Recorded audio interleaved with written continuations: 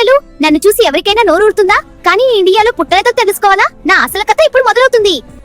చాలా కాలం క్రితం ప్రాచీన ఈజిప్ట్లో ప్రజలు గోధుమ పిండితో రౌండ్ రొట్టెలు కాల్చేవారు. అదిటి నేను అసలైన పిజ్జా అయ్యింది ఎక్కడో తెలుసా? అది ఇటలీ. ఇటలీలోని నాపోల్స్ అనే నగరంలో పేద ప్రజలు టమోటా వేసిన రొట్టె తినేవారు. అదో నేను పేదల ఆహారం మాత్రమే. టమాటా, ఆలివ్ ఆయిల్, తులసి వేసి నన్ను తయారు చేసేవారు.